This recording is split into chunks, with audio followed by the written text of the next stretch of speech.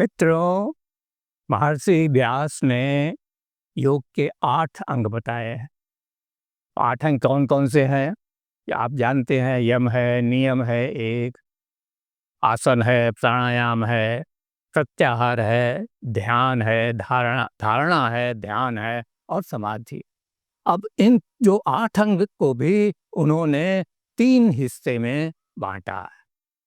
पहला हिस्सा है यम और नियम, दूसरा हिस्सा है प्राणायाम और प्रत्याहार, और तीसरा जो उसका अंग है, महत्वपूर्ण अंग है, ध्यान, धारणा धारणा ध्यान और समाधि। अब इनकी थोड़ा सा चर्चा इन तीनों अंग की बात कर ली जाए तो ऐसे से चलते हैं। हम शुरू करते हैं धारणा, ध्यान और समाधि से। तो समाधि, ये जो तीनों अंग हैं वो योग के अंतिम महत्वपूर्ण अंग है, लेकिन वो आंतरिक अंग कहे गए हैं। आंतरिक मतलब क्या होता है कि हमारी जो प्रज्ञा चेतना है वो जब तक इन हम धारणा पर नहीं पहुंचते हैं तब तक बहुत ही सुसुप्त रहती है। उसके बारे में बहुत वो, जिसको हम कह सकते हैं ना कि हमारा विश्वास, उसकी अनुभूति बहुत थोड़ी मंदी होती है। लेकिन जो हम धारणा पर पहुंचते हैं तब उसके बाद में एक प्रज्ञा का चेतना जागती है मन के अंदर में। उस चेतना में पहले हम धारणा बनाते हैं। धारणा माने क्या? हम कहते हैं कि एक लक्ष्य निर्धारित हमारे मन में करते हैं, जो चारों तरफ मन भटकता है उसकी निरर्थकता को जान समझ लेते हैं और एक तरफ एकाग्र होने का प्रयास करते हैं। उसके बाद में आती है ध्यान, के बाद धारणा के बाद में ध्यान। ध्यान माने कि पूरे मन से, मनोयोग से, प्रज्ञा के साथ, प्रज्ञा के ज्ञान के साथ में, हम माइनर वॉइस के साथ में हम उसके ऊपर केंद्रित अपने ध्यान लगा दें और अंत में समाधि मिलती है। समाधि माने क्या कि हम अंत में वही विचार हो जाता है, भगवान प्रभु के आनंद में समा जाते हैं। वो हमारा अलग कोई से हमारा अहंकार नहीं बचता है, हम आनंदमय हो जाते हैं, आनंद ही हो जाते हैं, ऐसा बना जी। अब दूसरा अंग लें, आसन, प्राणायाम और प्रत्याहार। ये 3 अंग में सभी जानते हैं, तरह तरह की आसन लोग करते रहते हैं, आप भी किए होंगे तमाम तरह में। इसमें अधिक हम समय नहीं आपका लेंगे। ये बाह्य अंग कहे गए हैं योग के। इसमें क्या अर्थ है? 3 अंगों का एक ही उद्देश्य होता है कि हमारा शरीर, हमारा मन इतना सशक्त हो जाए कि हम जो आगे आने वाली धारणा की बात है, ध्यान की बात है, उसको समझ सकें, हमारी प्रज्ञा जागृत हो जाए। वहां तक पहुंचने का प्रयास है। शारीरिक मजबूती होनी चाहिए मनुष्य के अंदर में, नहीं तो कुछ नहीं कर सकता वो। तो अब इसमें हम इतना ही कह सकते हैं, वो तो जीवन में आप तमाम जगह सब जगह सीख सकते हैं, कोई इसकी जो बातें नहीं है। लेकिन इसमें मैं 2 बातें आपको कहना चाहूँगा। पहली बात यह है कि आसन प्राणायाम के साथ में प्रत्याहार होना चाहिए, माने कि आनंद होना चाहिए, माने खुशी होनी चाहिए। जब आप आनंद आसन कर रहे हैं तो अगर आपका मन शांत नहीं है, आप आनंदित नहीं हैं, तो कोई लाभ नहीं है, आसन बेकार है। वो व्यायाम नहीं है, ये आसन है। आपका मन भी होना चाहिए, तभी तो आप आगे बढ़ेंगे, लग जाएंगे। अब इस मामले में हमको एक घटना याद आती है, हमने कहीं पढ़ी है कि अमेरिका के एक डायरेक्टर थे ऑफ हेल्थ के, तो वो खुद मोटे होने लगे, उनकी शरीर फुल होने लगा। तो उन्होंने क्या किया, कहते भाई चलो हम व्यायाम करते हैं, जो हमको मालूम है वो करते हैं। वो दौड़ लगाना शुरू किया उन्होंने। 6 महीने बीत गए, कुछ लाभ नहीं हुआ, जस के तस वो रह गए।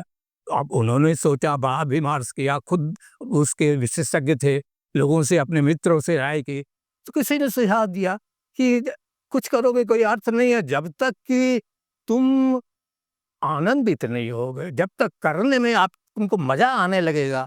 क्यों? कि आखिर आफ्टर ऑल जो तुम दौड़ते हो तो दिमाग पहले काम करता है, दौड़ने के लिए तैयार करता है, तब तो तुम हाथ उठाते हो, तब तो पैर बढ़ाते हो। अब वो अगर करते समय तुम्हारे साथ नहीं है, तुम्हारे मन में आनंदित नहीं है, तो कोई लाभ नहीं है आसन होगा। कुछ भी करो कोई अर्थ नहीं है।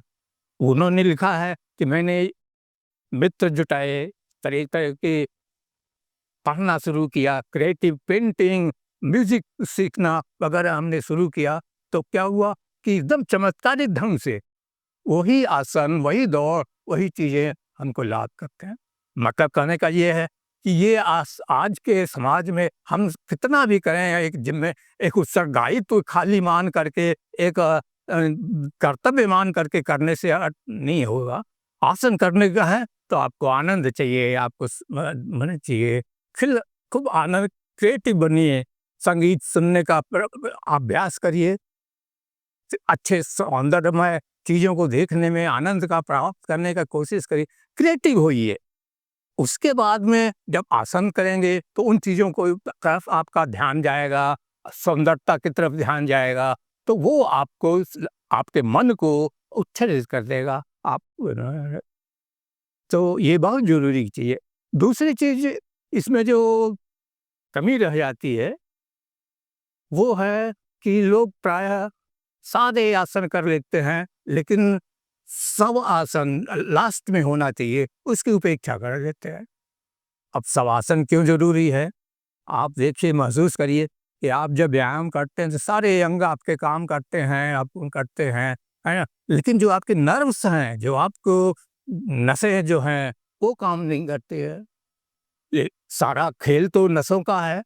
आप देखेंगे कि कोई भी आसन करेंगे तो उसमें नसें वर्क करती हैं, तो उनको उनका भी एक आसन होना चाहिए, उनको एक आराम मिलना चाहिए।